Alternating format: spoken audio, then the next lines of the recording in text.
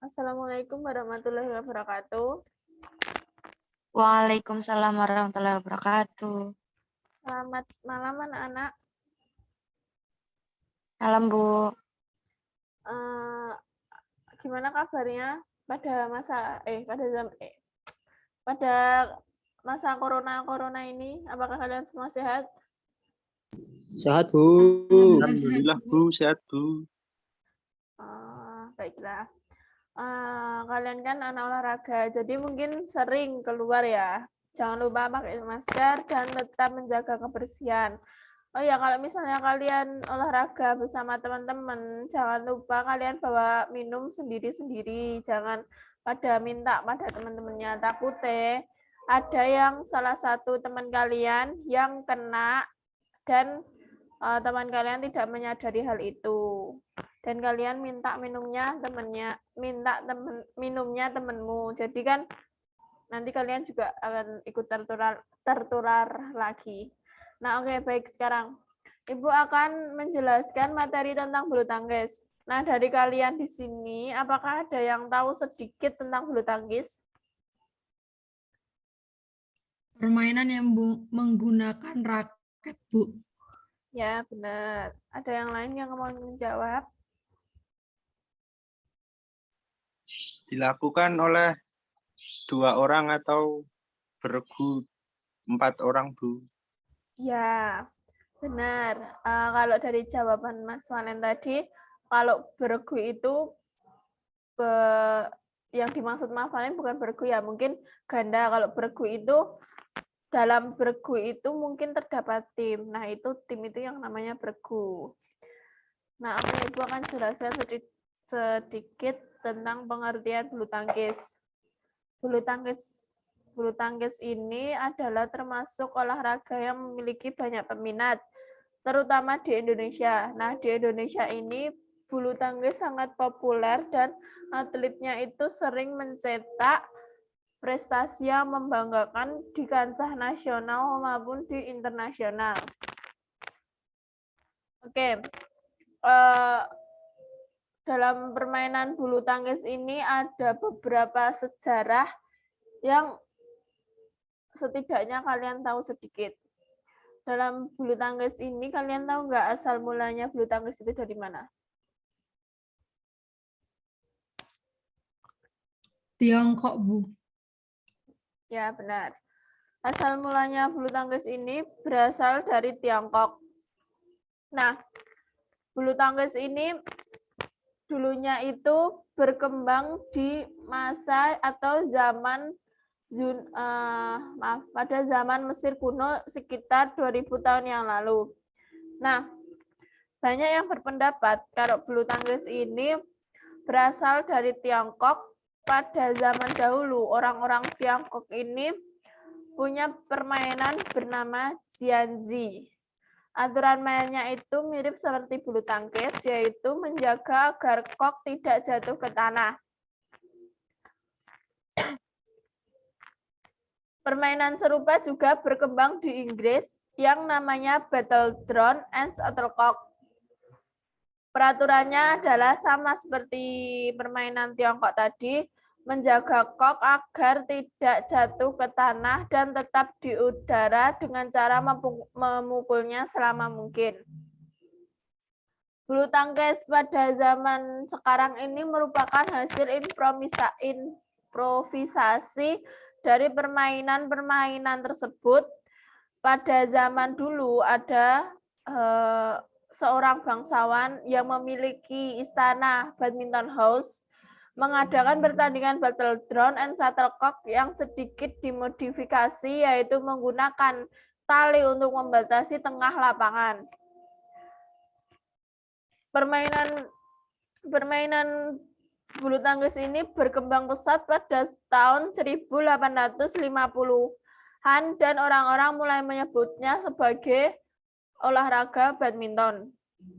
Jadi badminton sendiri ini merujuk pada istana Inggris yang dulu mengadakan pertandingan tersebut. Nah, badminton mulai masuk ke dalam Indonesia ini pada zaman penjajahan sekitar tahun 1930 Dan olahraga badminton ini baru berkembang pada sekitar tahun 1947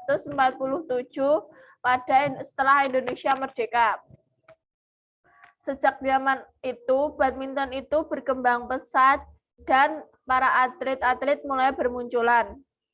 Nah, pada 1951 terbentuklah Persatuan Bulu Tangkis Seluruh Indonesia yang disebut dengan PBSI. Nah, PBSI ini menanggulangi aktivitas-aktivitas yang di dalam negara maupun di luar negara. Sampai sekarang, badminton ini menjadi salah satu olahraga kebanggaan Indonesia yang mampu bersaing di kancah nasional maupun di internasional. Oke, sebelum kita lanjut, Ibu akan membagikan sedikit.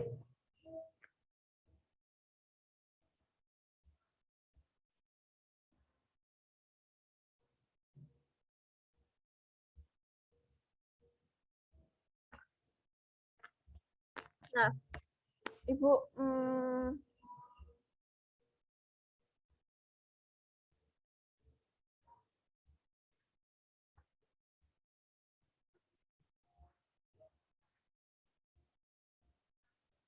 nah, kalian tahu nggak ini salah satu pemain Indonesia yang bernama siapa?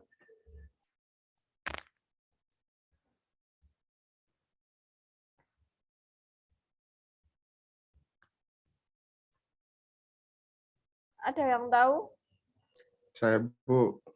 Ya, silakan. Taufik Hidayat. Jonathan Christie, Bu. Ya, tadi siapa? Mbak siapa yang tadi jawab? Jonathan Christie? Saya, Bu. Oh, ya, Mbak Siti Hoirini saya? Iya, Bu. Ah, benar. Mas Azi mungkin agak mirip ya, agak sedikit mirip untuk muka-mukanya. Benar, ini adalah salah satu pemain tunggal di Indonesia yang dulu pernah menjuarai Asian Games dan dia mendapat emas. Namanya Jonathan Christie. Nah, yang selanjutnya apakah kalian tahu ini siapa?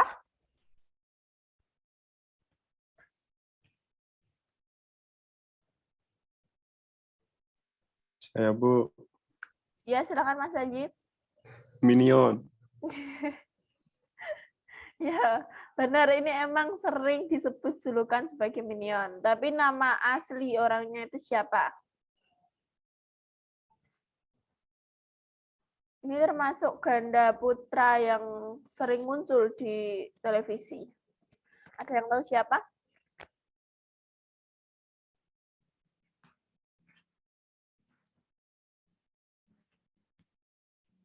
Apakah suara Ibu terdengar atau tidak?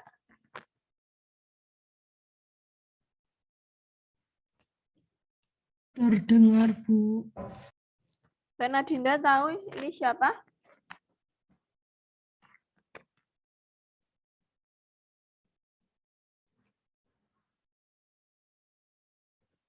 Oke, jika kalian tidak tahu, Ibu akan jelaskan. Ini adalah salah satu pemain pemain ganda putra yang namanya Kevin Sanjaya dan Marcus Gideon yang sering disebut dengan Minion. Ya, mungkin dengan julukan itu mungkin tentang tinggi badan mereka ya, mungkin ya. Karena Ibu kurang tahu untuk julukannya itu dapat dari mana. Oke. Ibu akan lanjut ke materi yang selanjutnya yaitu tentang peraturan bulu tangkis.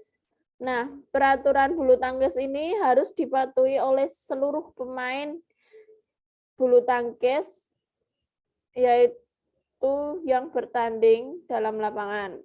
Nah, yang pertama itu ada perlengkapan bulu tangkis, ada raket dan shuttlecock.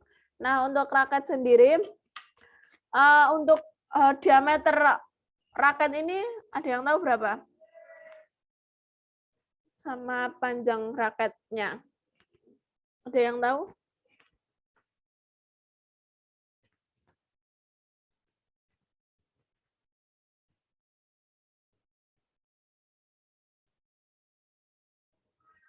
Mbak Nadinda, apakah udah baca materi yang Ibu berikan kemarin, PDF? Sebentar, Bu. Baik.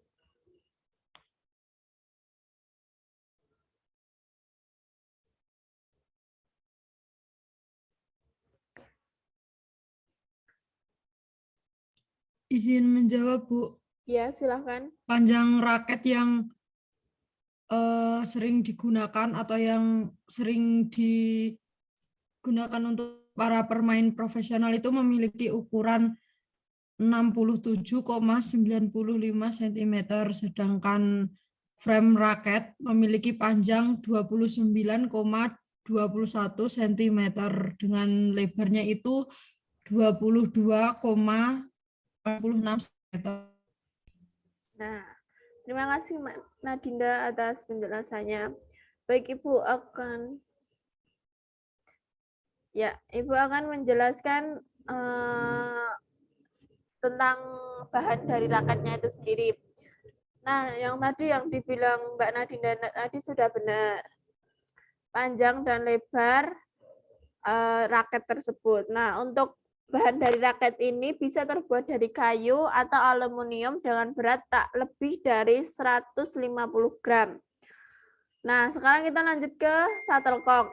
Nah, shuttlecock ini terdiri dari 16 bulu hewan unggas, ada ayam maupun itik. Nah, 16 bulu ini ditancapkan pada gabus berdiameter 25 sampai 28 mm dengan berat standar shuttlecock adalah sekitar 4,74 sampai 5,5 gram. Sedangkan tinggi shuttlecock itu di antara 64 sampai 74 mm. Nah, kita lanjut ke bab materi selanjutnya, yaitu ada jumlah pemain. Nah, dari kalian ada yang tahu nggak jumlah pemain di permainan bulu tangkis itu ada apa aja? Ada tunggal, ganda. Iya kan, Bu? Ya, benar. Ganda Campuran, Bu. ya, benar. Mbak Anin benar. Nah, jadi di bulu tangkis itu ada 3 jumlah pemain. Yang pertama ada tunggal, 1 lawan 1 yang dimainkan oleh tunggal putra maupun tunggal putri. Yang kedua itu ada ganda putra dan ganda putri yang dimainkan atas satu tim yang terdiri dari 2 orang. Dan yang terakhir ada ganda campuran yang terdiri juga satu tim, tapi bedanya terdiri dari 1 orang putra maupun 1 orang putri. Nah, tadi kan Ibu sudah memperlihatkan sedikit pemain bulu tangkis yang ada di Indonesia. Tunggal putra di Indonesia yang sekarang masih main itu ada Jonathan Christie, Ginting, dan yang lainnya. Terus yang ganda putra itu yang sedang naik itu ada Minion dan The Daddies. Nah, yang ganda putri itu Ibu kurang tahu, soalnya yang ganda putri itu kalau di pertandingan di internasional itu kurang masuk ke final. Nah, untuk yang ganda campuran itu dulu pernah ada pemain yang namanya Liliana Nasir dan Tommy Yahya. Baik, sekarang ke materi yang selanjutnya yaitu penentuan awal permainan.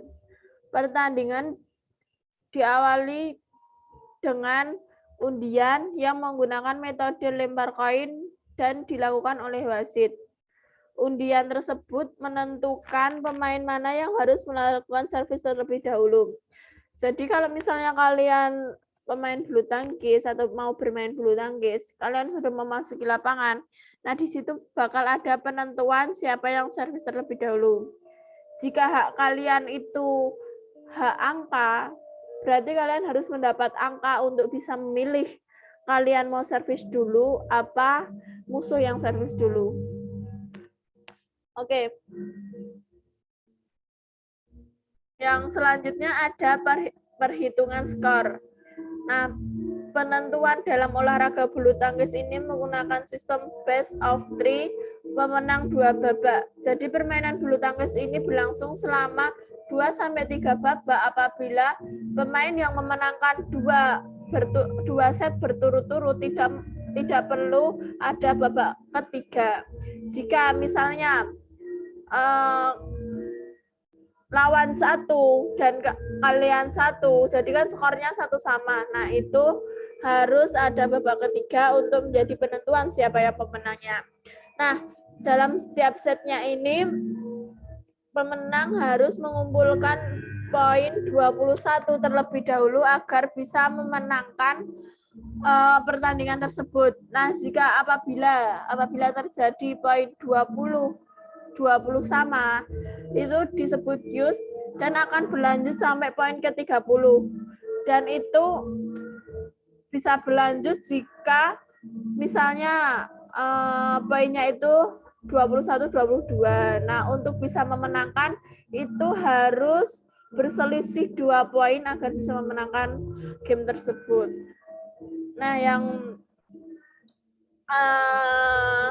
Nah, ukuran lapangan bulu tangkis ini, ada yang tahu nggak ukuran bulu tangkis itu berapa?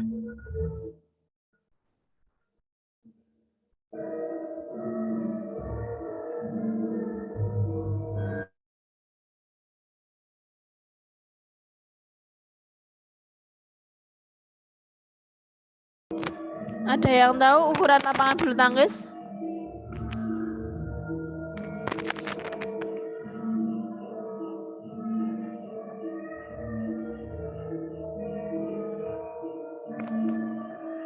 Ada, Bu. Ya, silakan Mas Ani. Tidak apa ya? Tidak. Oh, tidak. Saya tahu, Bu. Ya, silakan. Untuk panjang lapangan bulu tangkis itu kurang lebih 13 meter dan lebarnya itu 6 meter, Bu. Sorry, masih timid. Ya, benar, untuk Mbak Nisa tadi jawabannya benar. Panjangnya 13, lebarnya 6. Nah, ya kan di situ ada tinggi net dan tinggi tiang net. Nah, untuk tinggi tiang net itu sekitar 1,55 cm meter. Nah, tinggi net itu 1,54 meter. Nah, terus selanjutnya itu ada teknik dasar bulu tangkis. Nah, kalian tahu nggak di sini teknik dasar bulu tangkis itu ada berapa?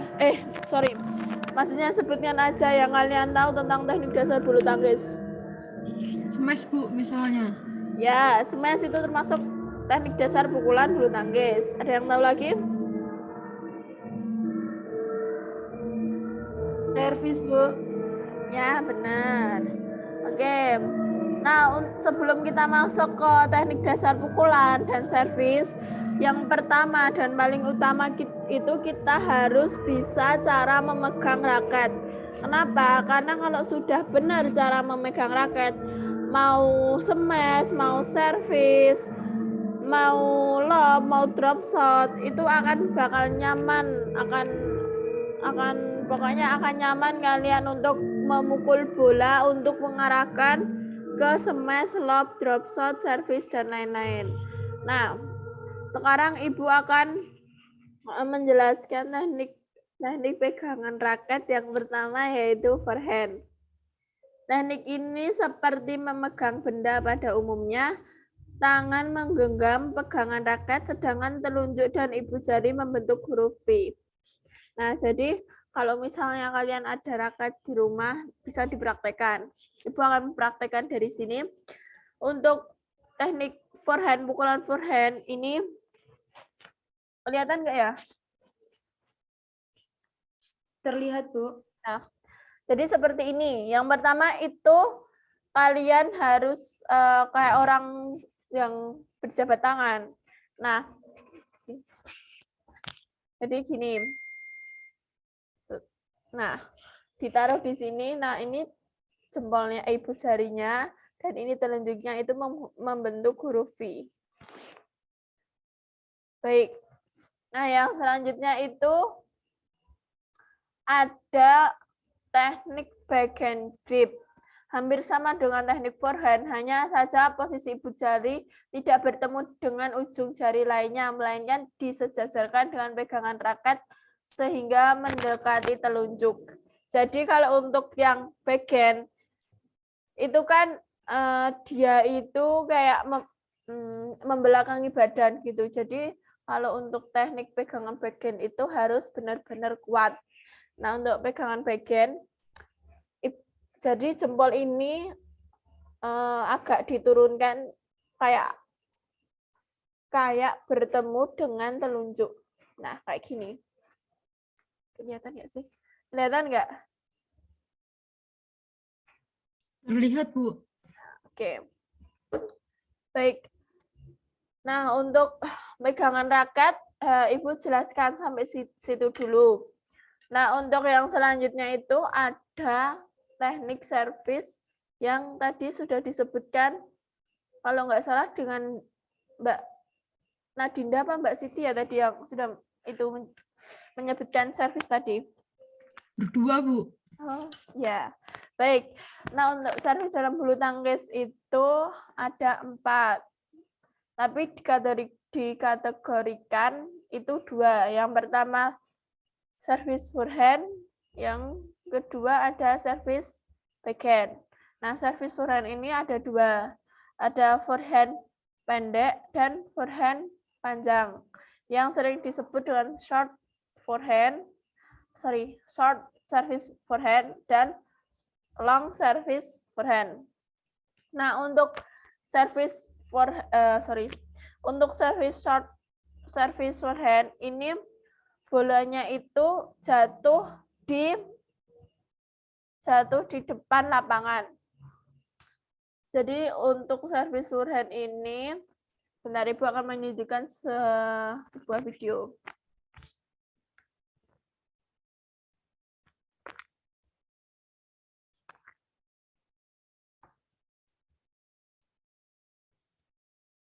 Apakah sudah terlihat share screen-nya, Ibu?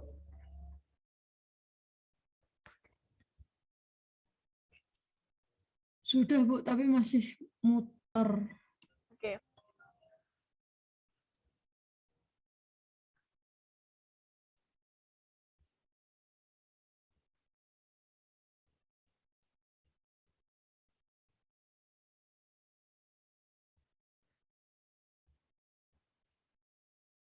Mungkin untuk ya kan itu cuman buat pemula dulu, Mbak. Besok kalau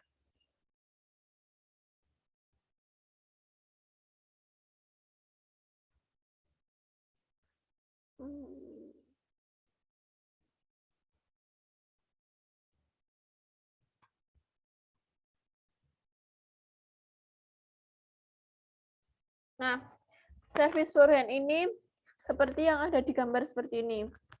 Jadi dari belakang diayunkan ke depan, dan short itu kan artinya pendek, berarti bola jatuh di depan lapangan sini, di depan garis lapangan sini. Nah, untuk yang long service forehand itu bola jatuh tepat di belakang lapangan. Nah, sampai sini apakah ada yang masih bingung tentang cara service forehand?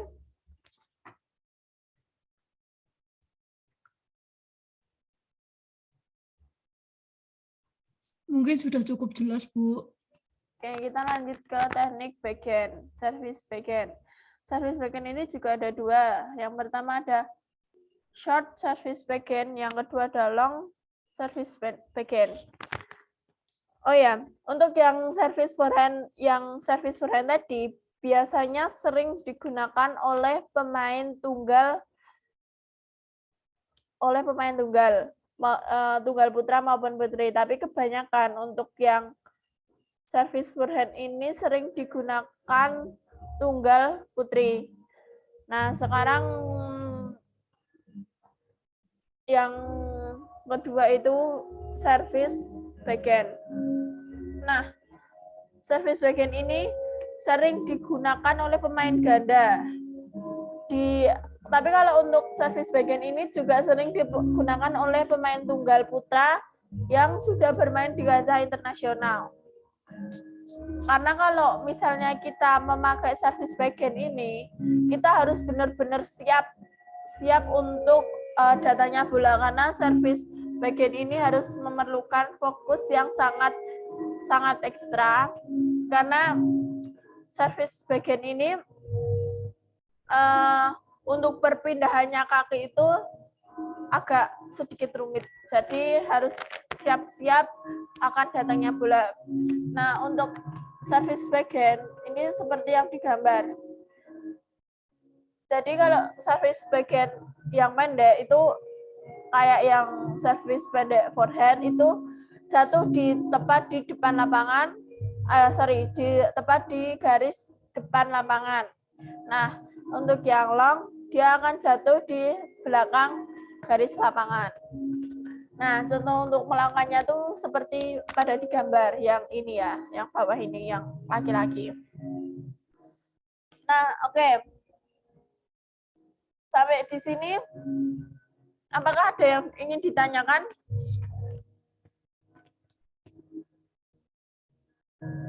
Mungkin belum ada, Bu, kalau dari saya. Kalau dari teman-teman kurang tahu. Baik. Dari teman-teman, apakah ada yang ingin ditanyakan? Belum, Bu. Belum, Bu. Oke. Ibu akan Ibu akan cukupkan materinya sampai di sini dulu. Nanti kita minggu depan akan membahas tentang teknik pukulan dalam bulu tangkis. Ada lob, drop shot, drive, dan yang lainnya. Karena Ibu rasa udah cukup waktunya, dan ini pun sudah malam, takutnya teman-teman ngantuk apa kecapean. Ibu akan cukupkan sampai di sini dulu. Maaf bila Ibu ada salah berkata, pengucapan atau kalimat. Ibu mohon maaf. Ibu akhiri.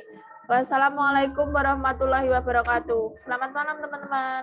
Waalaikumsalam warahmatullahi wabarakatuh. Terima kasih, Bu. Ya, sama-sama. Terima kasih, Bu.